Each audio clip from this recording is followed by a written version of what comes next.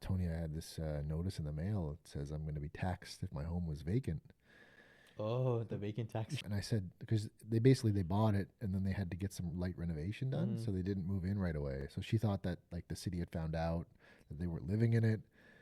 And I'm like, no, calm down. But I felt like an advisor. She didn't know what to do. So she called me and I said, listen, it's okay. You're good. Just go online and fill out your declaration. You don't owe anything. You're fine. Yeah. And she was like, oh, wow, I feel so much better. Welcome to the Ottawa Property Podcast with your hosts, Tony McNeil and Adolfo Alvarenga.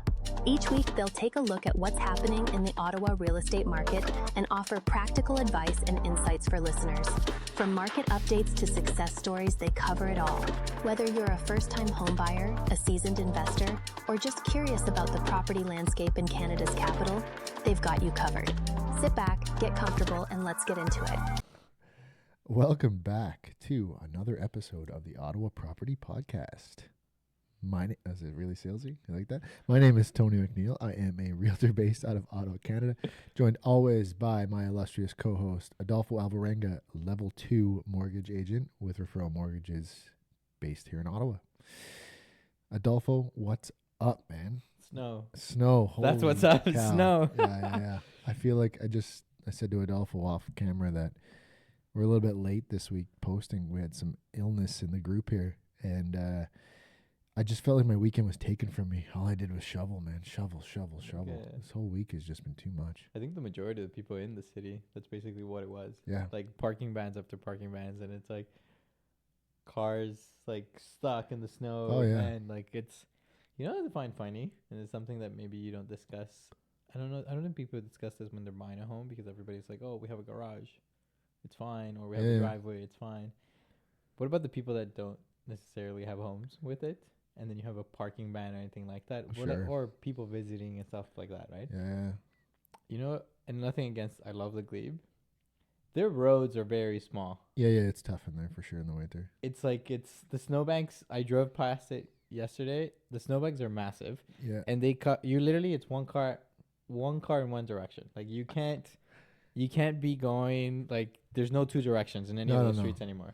I had a showing there on Friday, and I was there a little bit early, but ended up kind of being late because I had nowhere to park. Yeah, but that's the wild place. Like a snowbank. Yeah. So where do you actually park if you're not necessarily in a driveway? And a lot of those homes don't have driveways. For sure. Like some of the this one didn't. Ones, that's why I was like, oh, I don't even know where to park right now. Yeah, but then it's just crazy. It's not something that you kind of think in terms of a home. It's a good question. It's a good point actually, because you're 100% right. I think about our house now. Luckily, we're on the same street as a school, so it's the first street to have the big snowblower come down and take out all the banks on either side, which is really nice. They've already put up like the no parking signs because that thing's coming down today. Oh wow, great! Yeah, it's awesome. Oh, it's amazing. Then you come back home and it's like gone. Yeah. Well, here's the thing though, right? Like we purchased it, and it has a very small front lawn. Access to the backyard is there, but like it's a very long driveway, right? So it's probably like 60, 70 feet of driveway. And it collects snow, right? So when you're buying a house in the summertime, maybe you're not thinking like, oh, where am I going to put the snow in the winter?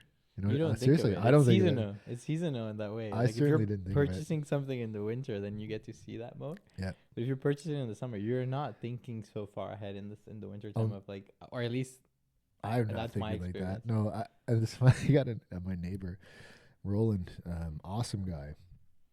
The first winter that we were there, he gave me like a full on. He's an older guy, so he knows it all for sure. But he gave me a full on breakdown of how I needed to shovel my driveway. Oh, really? Oh, yeah. He had it all figured out. Well, you're coming from the East Coast, He doesn't know if you're going to have that much snow coming in. Well, our first winter was last year, and it wasn't necessarily the most snowfall Ottawa had ever seen. So it was a pretty chill. But now the banks in front of my house right now are over my head. So they're like over 6 feet tall. Yeah. It's wild. Yeah. Like I don't even know where to put it anymore.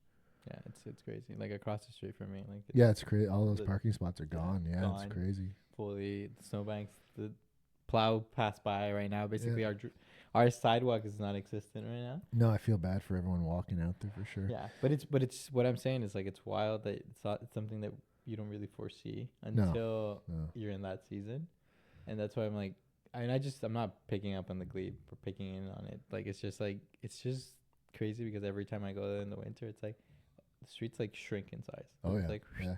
Well, it's funny. I was thinking about Leo yesterday.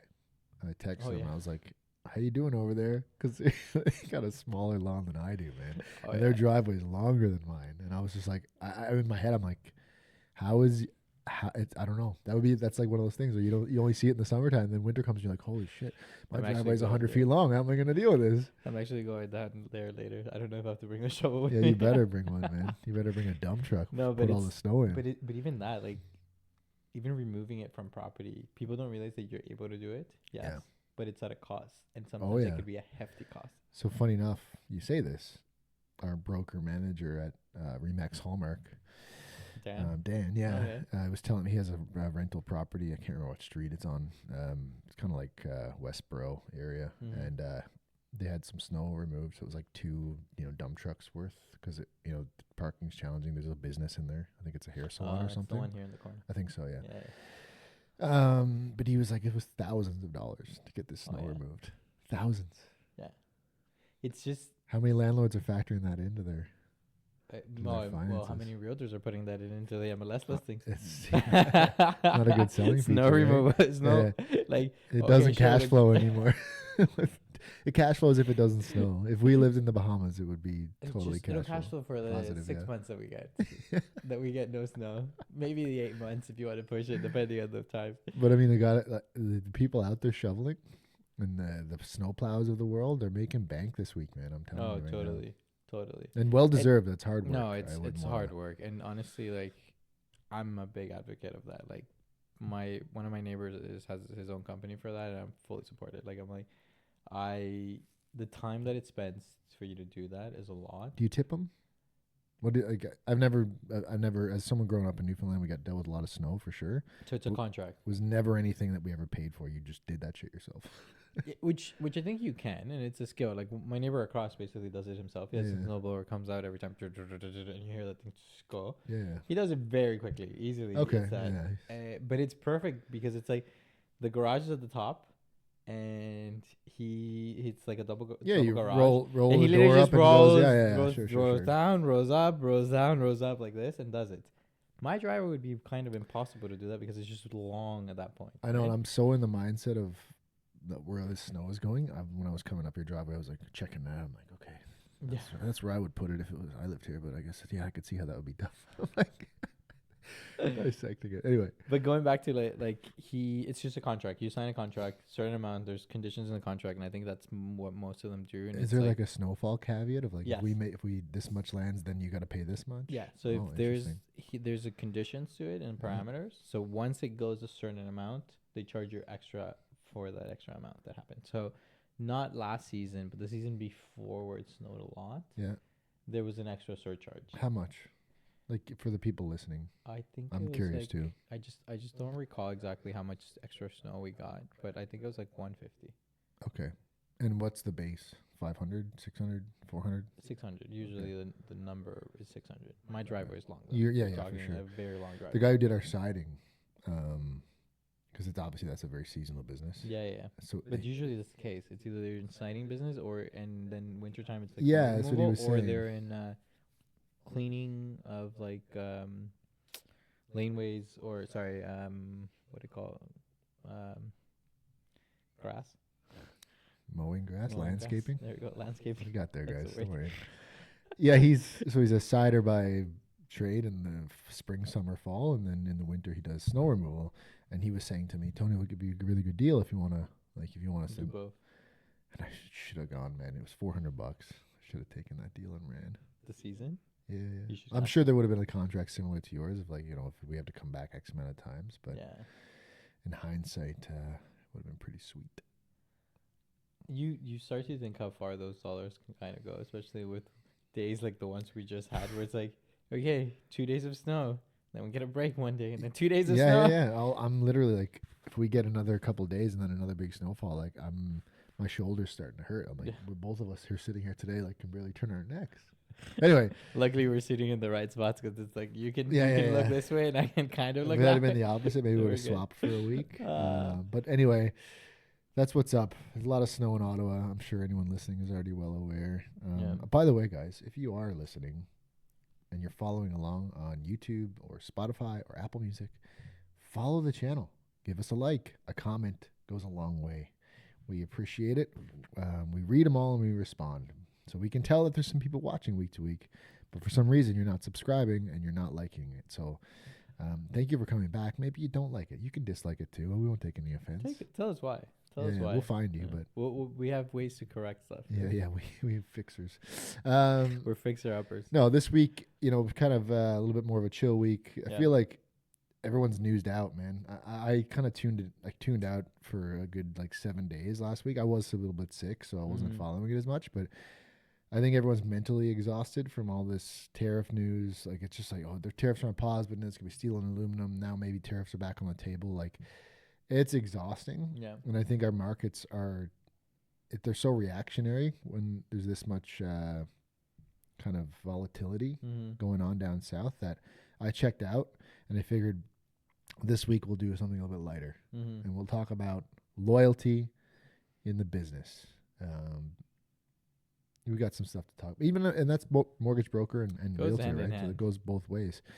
Because, I'm sure the stats changed a bit now, but it's a little bit different for you because you're dealing with refinances too. If someone stays forever, you do get to see that client again, right?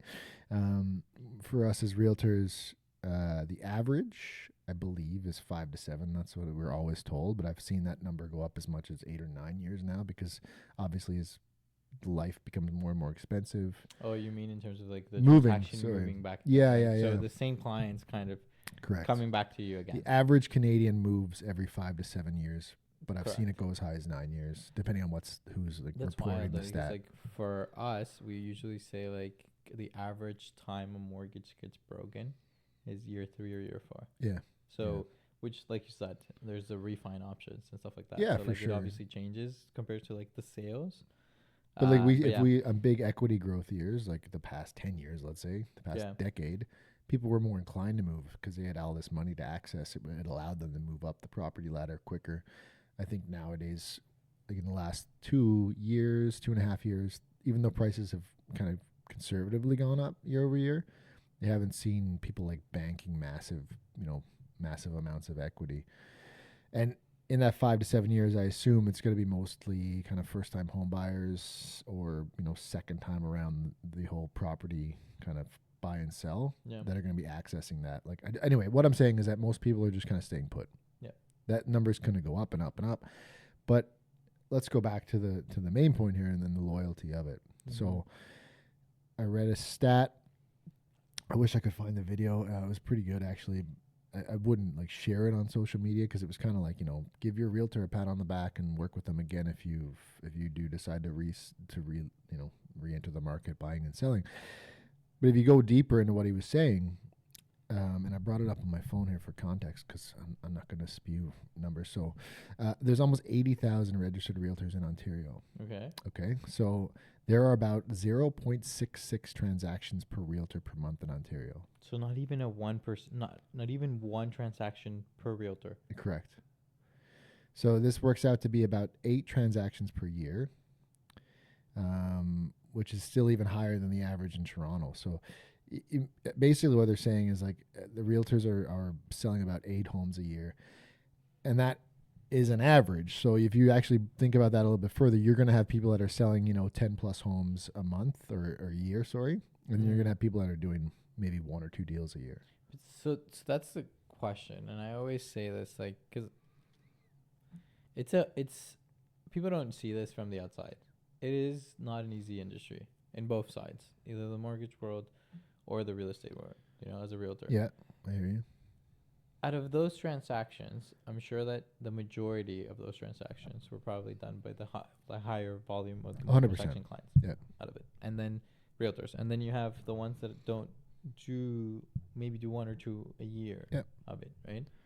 As a client, how can you distinguish and which one would you proceed with? So this is my point. You're hitting the nail on the head there. If you decided to list your home today, you could have, if the person who you bought the home with is still in the industry, they've likely defied a lot of the odds in making it this far. Yeah. Hopefully there's someone that are selling a lot of homes. If you decide not to work with that that agent again and you go with someone else, you have a pretty good chance that you're going to work with someone who sells less than 5 homes a year based on those statistics. And there's, I don't think there's anything wrong, because sometimes people have this as a part-time job. But I've said, I got beef with that anyway, but yeah. I agree with you, because like to each their own in that way. Sure. But as a consumer, as a client, I would want to be represented by somebody that's fully focused on it. 100%. Who is living and breathing in the industry every day. Correct. Because there's so many, and like we've said it before, there's so many factors that keep changing on a day-to-day basis, month to month, like new rules, and like we were just talking about the RSP limits, and like it's something that just came up. I had no idea. Other things that have just come up in terms of like the tax on capital gains that's been changed, deferred to 2026. Yeah. So like it's, if you're not fully submerged to it, how can you be fully aware of all that stuff that's going on? And we're talking about massive assets here, right? Yeah. Like, it's not for majority of the people, it's the most important purchase of their life. It's the most, it's the biggest asset they'll ever own. So are you going to want to just totally go left gear and work with someone who you don't even know is selling the average in Ontario? Because there's a lot. I mean, Ottawa's a little bit different than Toronto. I think there's 70,000 realtors in. No, it's not that many. I can't remember how many. There's a lot in Toronto. In Ottawa, we have about over 4,000, I believe, registered realtors in the city, which is still a lot based on the population size. I just think that when it comes down to loyalty, if you're having a good experience with someone, if someone was able to provide, you with relatively sound advice and put you in a better position than you were today, it might be worth having a conversation to go back to them. Just because someone's out there who will do it cheaper doesn't mean they're better. And we do see it a lot. There was another statistic I read. It was 80% of people say they will use their realtor again, but then less than 10% actually do. So, and personally, I have not necessarily beef with that, but like I have something to say when people say like, oh, I'm gonna use the other person because they're cheaper. I always say, it's okay, you do you, obviously it's your decision. Sure. But then at the time it's like, would you lower your worth if you knew, like who then at that point deserves it more? The person that's not willing to lower their worth because they know what they're worth, the type of services they bring to the table, type of caliber and experience that they bring to it, right? Or would you go with the cheaper option just because it's going to save you money?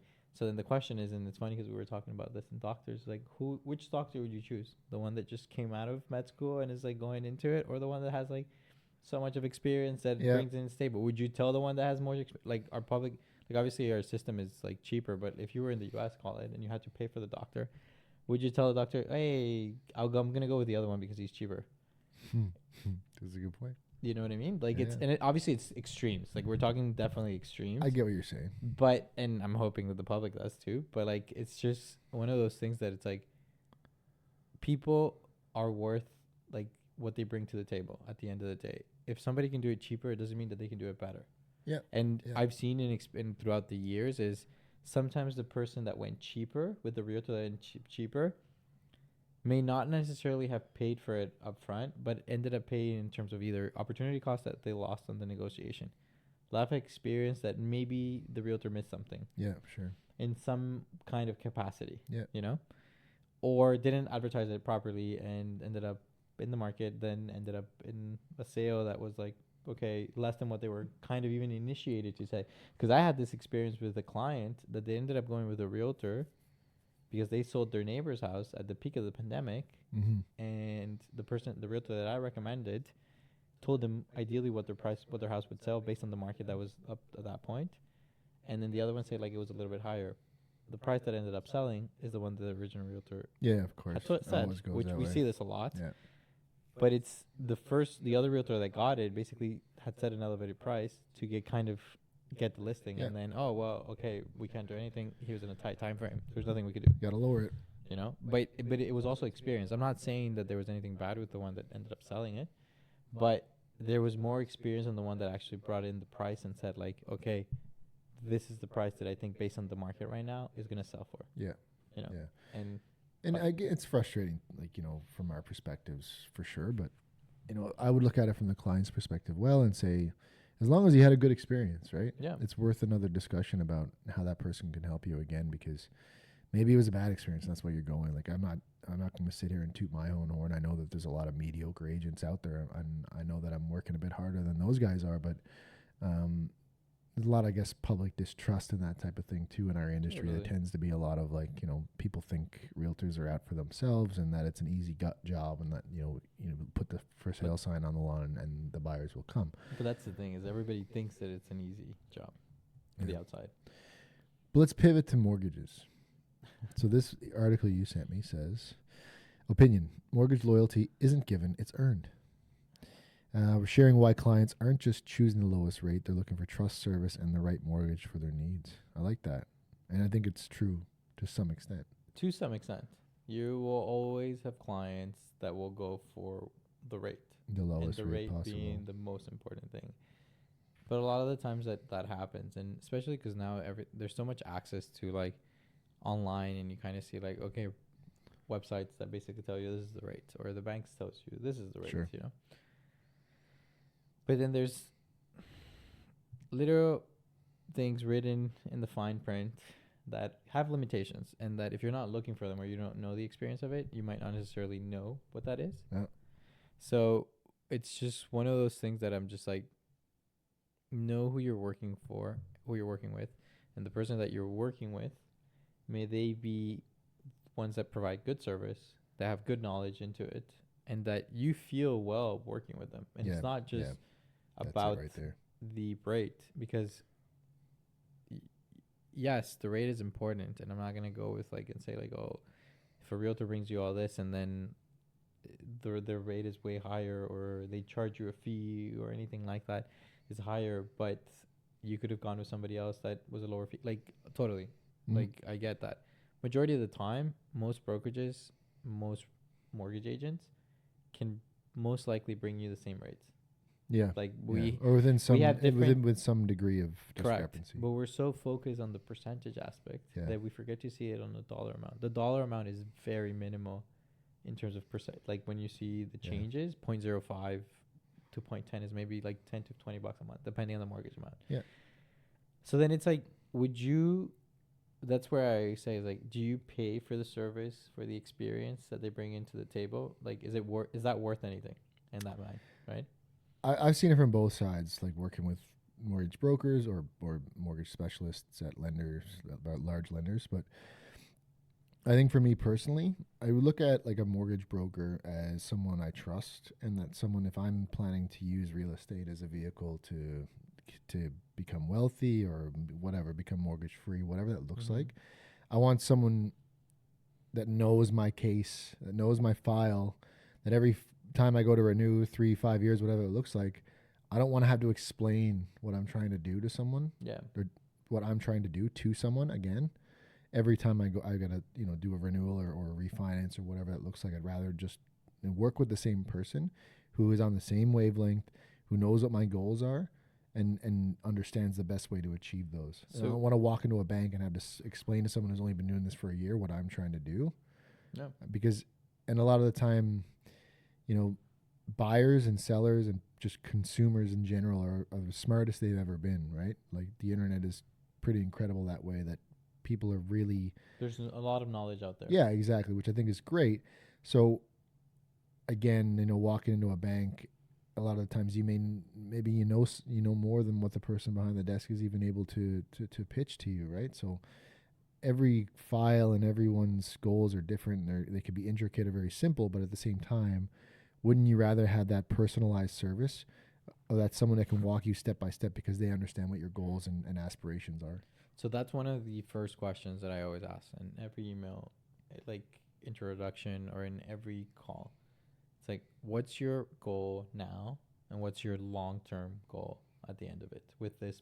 Either it's a purchase or what you're doing in terms of the mortgage. If you're refinancing, why are we refinancing? So, and that's the main key, because like, if the person that's helping you or assisting you with this, they don't quite understand or how to get you to where you want to go, or how to set you up to where you want to go, then they're doing you a disservice. Like, exactly. you're not in the right hands at that point. Yeah, and we talk like- about this a lot, about the lowest rate usually comes with the biggest set of handcuffs of what you Totally. can do in 3 to 5 years when you might actually need to access that cash. Yeah. You know, I'd rather have the flexibility of, you know, having some movement when I can access that versus, you know, looking at harsh penalties to save, like you said, $10 or $20 a month. That in the long run does not end up worthing it. Yeah. So one of my main brokers basically said, like, I'm not gonna say we don't have low rates, because we do, but there's obviously competition. But it's like, we may not be the lowest rate right now, but through the life of the mortgage, you can rest assured that I'm gonna be the one that saves you the most money. Yeah, sure. Because the bank's not gonna call you midterm to tell you, hey, the rates have gone down. Might make sense for you to break this. Let's transfer this to something else. Or at renewal, they're just gonna offer you, and we see this all the time. It's just like a bait and switch. It's like click, and it's like, okay, automatically renew to this rate, but that's not the best rate that they're offering. Yeah. Like right now, I'm working with the clients that they want to buy a rental from basically a rental, which is their parents' home, and they want to buy it as a rental. Okay. Their mortgage is coming up to renewal Feb 26. I see and I kind of understand what they want to do. At first, I thought they wanted to buy their parents' home to move into and convert theirs as a rental. So I'm like already but then the shift happened. I was like, no, they're keeping their house as is and converting the other one as a rental. Because what I was going to say is, put the mortgage, take the equity out of your current home to keep the other one, the mortgage of the new purchase, as low as possible. Sure. Because then you can't expense the interest on the owner-occupied property, but you can expense it on the rental income. Yeah, right? I understand. Okay. So obviously that shifted, that changed, and he's renewing his mortgage with his bank, and then we're buying a new one. I have contacts in his bank, and the mortgage he was getting, the rate that he was getting offered at the beginning, especially the online system, was very high. He told, and I just asked him in our meeting, so what are you getting? So he gave me the numbers. I'm like, okay, who's your bank? Funny enough, the branch that he was going to for the meeting is the branch that I have a good contact in. Perfect. And a good friend there. So I called him, talked to him, discussed it. He put me in contact with the representative. I basically told him the whole story to the representative. And it's like, at the bank, and basically said, like, this and this and this. These are the rates that I'm currently offering clients on these terms. What can you get close to it for this client's renewal? Wow. Yeah. And what did I benefit out of that one? Oh, Zero. Absolutely well. nothing. You slept well at night. Like, no, but like monetarily, I benefited zero. I understand, yeah. What did I, like, fully? Like, yes, I dealt with the client. I have a client at this point, hopefully trust and loyalty for life going forward, you know? And it's funny because it's like the sister of a client that I had already helped, the mom, the sister, and then this is the next sister. So it's like, as a family, they're already trusting me this way. Of course. Yeah. But I'm going above and beyond for stuff that I might not even like necessarily monetarily get compensated for. But it's the good of the service of it, because I'm like, okay, I reach out to their bank and basically say, like, hey, this is what I can offer. And they were able to get something very close to it. Yeah. And the client texted me, he's like, this is what they offer. What do you think? And I'm like, run with it. Yeah. Like, literally, I'm like, take it and go. Like, just run. Because, like, you're not going to be able to get something lower, even if we decide to try to move you somewhere at that point. And I could have gotten paid if I moved them somewhere else. But I also think that for their long-term goals, was better to stay where they were. Yeah. Because of the mortgage product, because of them pulling from the equity that they can at any time in case they wanted to buy something. So that's where it's important to know what the products of not just you as a service can offer, but what are your competitors also offering? And I think we've discussed this before in the podcast. Yeah, you need to know what your people are doing, right? Because you want to know, okay, that's how they work.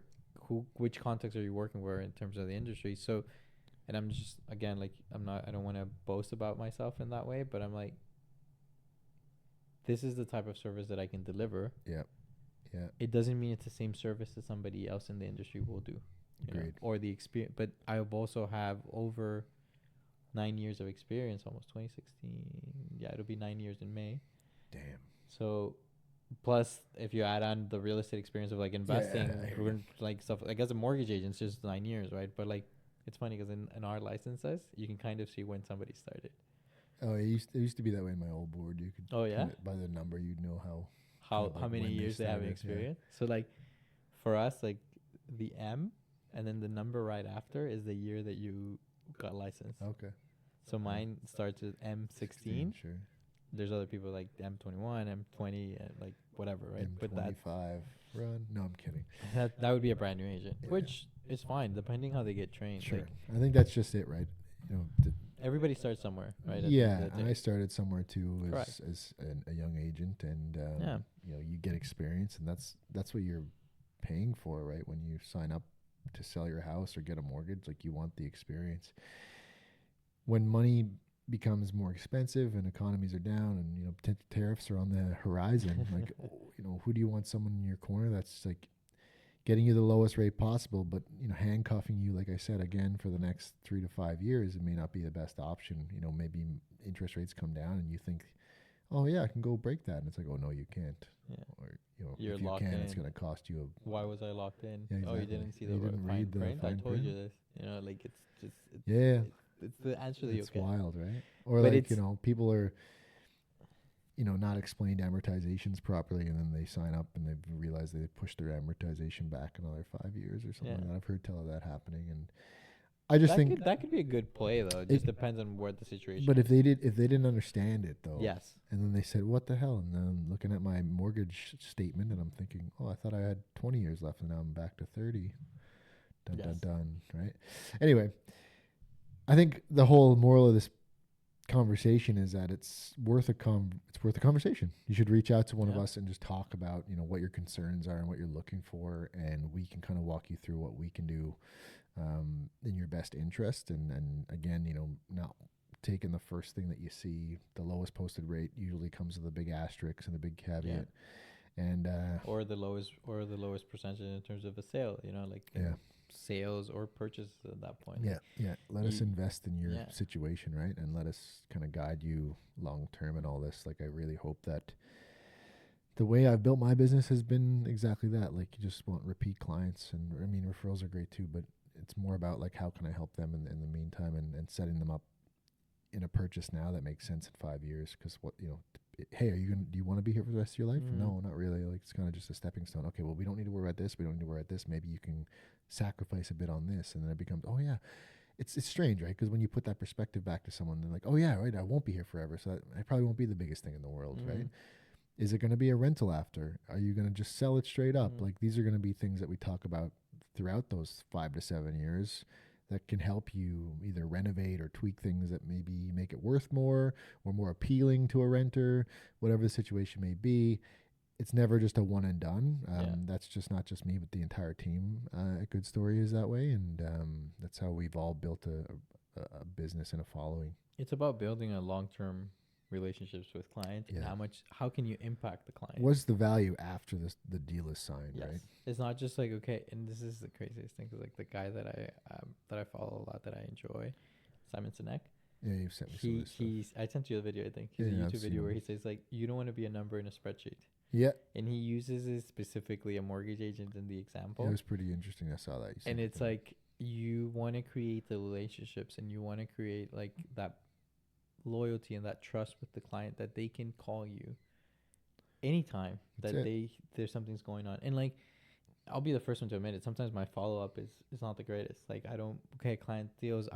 We're so submerged and focused on the clients that are now that we kind of forget what happened. Sure. But you also have those interactions where like, oh, I had a client that did a mortgage 5 years ago, and he reached out to me, and just his genuine questions like, hey, my renewal is coming up. What do you think I should do? We had a conversation for like an hour, and we're going to touch base afterwards. But there were moments that sometimes you say like, no, where you are based on what you want to do is fine. Yeah, you're You know? a trusted advisor at that point, Correct. right? You're not just a mortgage agent. Correct. I had a call from a past client last week, and it's always so nice to see their name pop up because she's so sweet. Yeah. But she called me panicking. She's like, Tony, I had this notice in the mail. It says I'm going to be taxed if my home was vacant. Oh, the vacant tax. She didn't know, right? For your first time home buyer. And I said, because they bought it and then they had to get some light renovation done. Mhm. So they didn't move in right away. So she thought that like the city had found out that they weren't living in it.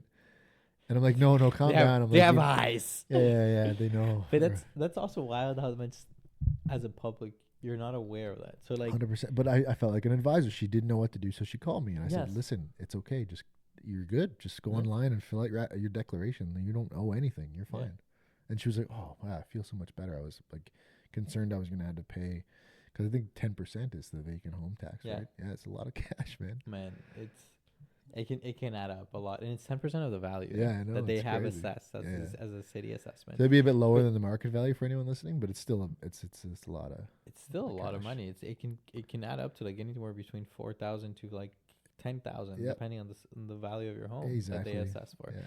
But like it's also, in my opinion, that is a way of getting money from people that are, one, unaware, or two, just don't have time and don't see it. Yeah, sure. So we send out a notification on it, I believe. Or I did a video last year. I should do another one too, because I'm sure the deadline's coming up at the end of March. I believe. Yeah. March 26, I think it is. But like, yeah, it's my mom's birthday. I literally do that every year now with clients, and I just text them and like, or email them and just like, but don't forget to do this. Just immediately, it's like, hey, don't forget to do this. It's just, it literally takes you 5 minutes. Yeah. Not even. So that's enough about loyalty. Be loyal, guys. Be loyal to your people. I want to shift a little bit, because I know I don't want to run out of time before we get to this topic, but just kind of some stuff that was going on this week. A couple of deals fell apart. One came together.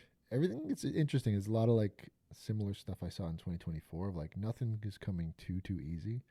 Even ones where I'm like, yeah, this should be pretty straightforward, are turning out to be a little bit more challenging than I probably bargained for. Okay. But in particular, there's a really fantastic duplex that a client purchased, and we firmed up on it this week. It's cash flowing, two one-bedroom units. Both. Did they include snow removal in that cash flow? Well, luckily, not luckily, but there is no parking included in this one. So I'm just kidding. I'm just kidding. I hear you. But it was a tough one to put together, right? Because it was a 100-year-old home. Okay. So there's some, always when you're dealing with these older types of homes, there's going to be a lot of questions about maintenance and structure, and most importantly, right, has someone been taking care of it? Mm-hmm. And I mean, you could tell that a lot of the work looked like it was done very well. Certainly checked a lot of the boxes inside, but at the end of the day, you're still dealing with a 100-year-old building. Yeah. It's really evident. I mean, you guys should give it a try sometime. You drive down through Little Italy or Centertown, whatever the case may be. You can see from the street who's taking care of their stuff and who isn't. Oh, right? Totally. You can see from the brick, from the decks. Yeah. Like, you don't have to go inside to these homes. You know the crazy thing about this, and not to segue in any way, but like a lot of the times the focus is the inside. Yeah. And they forget about the outside. Totally. But in a way, the thing that's going to keep it together for another 100 years, if possible, is the outside. Yep. Not necessarily the inside. I mean, okay, so this is it's a semi-detached SDU.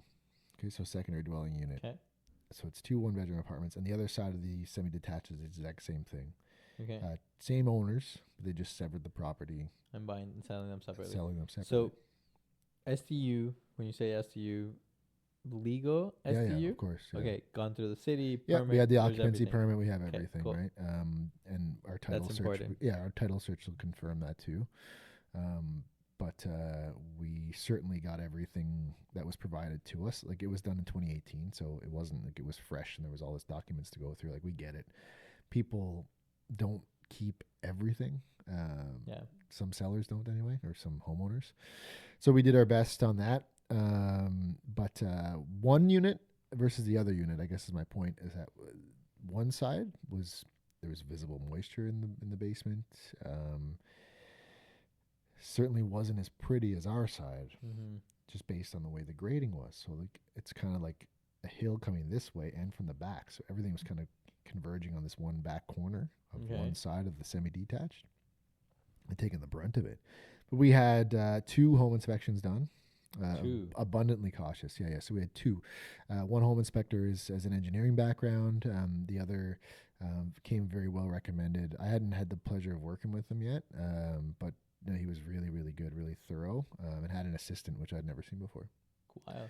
So the one with the engineering background, like, was it just to confirm the structural aspect of stuff? That was a big thing about it. This is like I said, it's a red brick, 100-year-old, flat roof. Because it's winter, it's challenging to find someone who will get up on that roof. And most inspectors have drones, but if there's snow on the roof, a drone is not going to show you anything. It's just going to show you a picture of some snow on your roof. Yeah. So we had one inspector say, like, he couldn't guarantee it, and it's a safety thing, and we get it. I wouldn't want to get up on that roof in the icy, snowy week that we just had. Yeah. But we needed to find a second home inspector who was willing to do that. The first one with the engineering background, we liked because of the structural engineering kind of aspect to it. It's an older home. We just wanted to know, what he thought about it. There were some slight issues. Like I said, it's always going to be home inspectors are paid to find deficiencies. But overall, both thought it was relatively good shape. There's some slight bowing in some of the walls, but a 100-year-old home is going to move. It's going to shift. That's going to happen. There are ways to mitigate that. Yeah.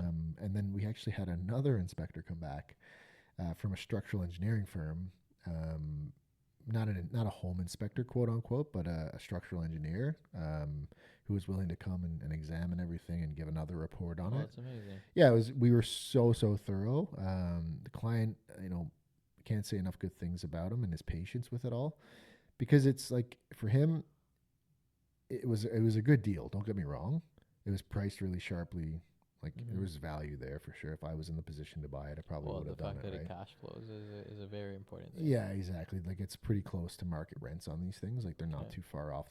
These tenants have only been there like 2 and 3 years respectively. Yeah, that's very nice. But for him, it was his first investment property. So, you'd hate to see someone sink, over $500,000 into something, and then 5 years time find out, like, okay, the structure is totally falling apart. I'm going to need to do a 6-figure renovation to correct all of this. Yeah. And it's a stone foundation, so there's a lot of stuff that could go wrong with it. It wasn't perfect, but we did the due diligence enough to move forward. I think it was interesting, right? Because I thought it might have been overkill, but we all felt so good moving forward that there was no questions about it. Amazing. Yeah, it was pretty cool. But I learned a lot about it too, man. I say about home inspections to clients, I never ever sit through one and don't learn something new. It's so cool, man. I love it. I love it. It's honestly worth sometimes the 3 hours that you're there for. Yeah, well, I was sick, so I didn't go to the first two. Luckily, Jen bailed me out of those. I was very, very sick, but the third one I was able to attend. And it was like with the structural engineer, and he was kind of pointing out things that I was like, oh, wow, I didn't know that. So I learned something about stone foundations too. I'm going to have to ask you off mic because mine is a stone foundation. Well, I'm basically a structural engineer now, so...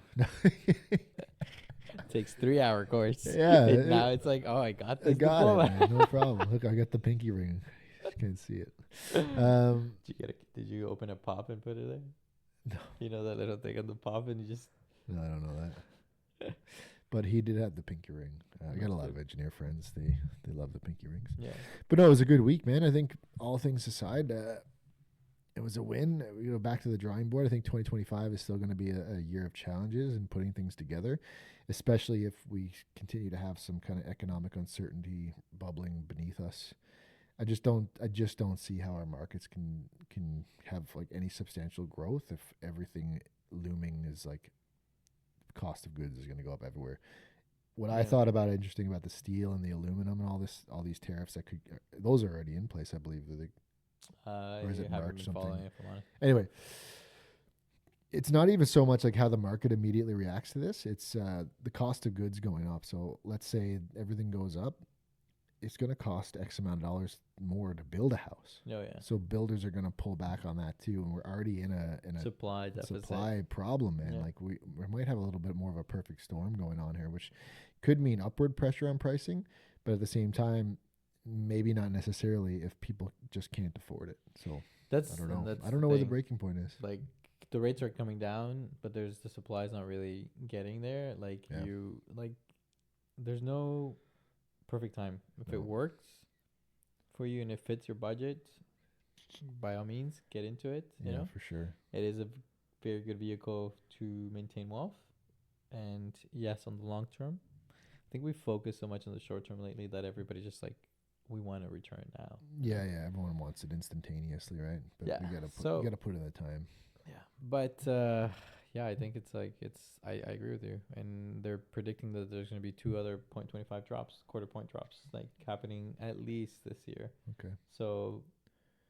Yeah, BMO was betting. Because we sat. I think I said it in the last episode. But we sat through a conference, and one of the head economic advisors for BMO was there, and he said they're betting at least 0.75 by the end of the year. Additionally to the, like, it's of 1 full percent. Correct. This year, Yeah, including January, it'd be 1 full percent. And that if we see potential tariffs come on other than steel and aluminum, it could be more. So buckle up, guys. Buckle up. Buckle up. That's true. But anyway, what happens. We did it, guys. We made it through another episode on this family day here in Ottawa. Family snowy day. We're going to go shovel again now. No, I'm kidding.